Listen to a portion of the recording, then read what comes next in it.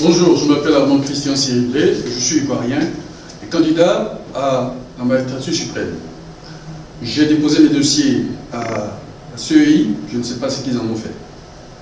Je voudrais ici m'adresser à tous ceux qui menacent la Côte d'Ivoire, tous ceux qui affligent la Côte d'Ivoire actuellement de sanctions. Je voudrais dire que la Côte d'Ivoire, c'est d'abord le peuple. Et le peuple s'est levé un jour, lorsque les Français s'étaient positionnés non loin du palais, du lieu de résidence du président, pour l'assassiner. Le peuple s'est levé sans armes.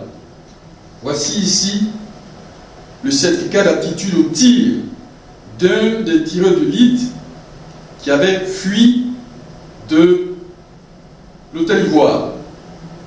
Voici un Ivoirien dont on avait charcuté le cerveau. Pour rien.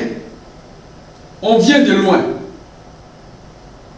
Alors, avant de donner des sanctions, des menaces à la Côte d'Ivoire pour des élections qui ne devraient pas avoir lieu dans ces conditions-là, je vous demanderai à tous les membres de la CEDEAO, l'Union européenne, tous ceux qui prennent des sanctions contre la Côte d'Ivoire, de vous souvenir de la photo que vous venez de voir.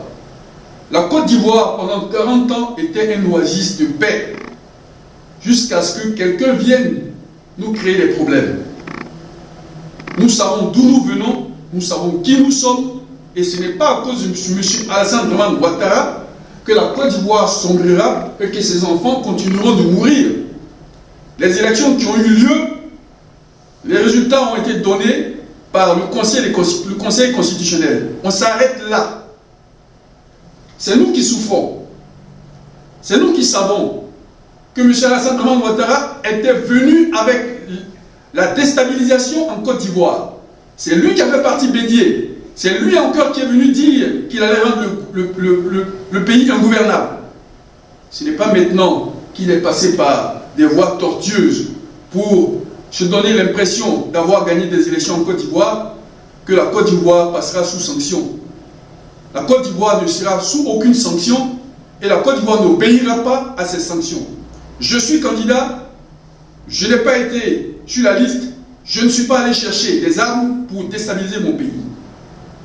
Je voudrais qu'on le sache, que la CEDEAO le sache, car la Côte d'Ivoire, c'est avant tout son peuple. Et personne ne peut venir nous imposer un président. Nous devons parler de ça. D'abord, les Français sont venus dans notre pays pour tenter de tuer notre président. Ils ont profité de l'occasion pour tuer nos frères. Il faut qu'on règle ça d'abord. Mais on ne peut pas fonder la Côte d'Ivoire sur le sang des pauvres innocents. On ne peut pas, dans ce brouhaha-là, demander aux gens d'aller aux élections et considérer les résultats issus d'élections frauduleuses, parce qu'il y avait des fraudes partout.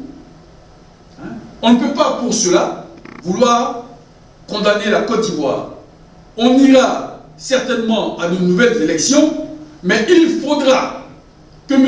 Alassane Dramane Ouattara, qui a proféré des menaces contre la Côte d'Ivoire, contre l'État, et qui a été à l'origine de l'instabilité de la Côte d'Ivoire depuis le décès du président de la République, passe par le moule de la justice. Car il est suspect pour avoir dit des choses qui sont arrivées et des choses graves. Alors, M. Alassane Dramane Ouattara ne peut pas être mon président, il ne peut pas être le président des Ivoiriens, il ne peut pas être un homme susceptible de me donner ou de donner des ordres aux Ivoiriens, étant donné qu'il a été à l'origine de l'instabilité qui a fait couler le sang des Ivoiriens. Il faut que la CEDEAO l'entende très bien. Il faut arrêter tout cela, car le complot manqué des Français aurait pu bien être vous. Vous auriez bien pu être la cible. Et depuis 50 ans, l'Afrique ne cesse pas de souffrir à cause des complots. Arrêtons cela. Il faut arrêter cela. Je vous en prie, arrêtez cela. N'attirez pas sur vous la colère de Dieu. Cette personne méritait de vivre. Et toutes les autres personnes qui en sont mortes méritaient de vivre. La Côte d'Ivoire a été bâtie pas sur le sang. C'est dans la fierté, dans la joie, dans la gaieté que nous avons eu notre indépendance. Et c'est dans cet élan que nous étions. Jusqu'à ce que quelqu'un vienne désobéir, piétiner notre constitution. C'est une foutaise. Il faut qu'il passe par la justice.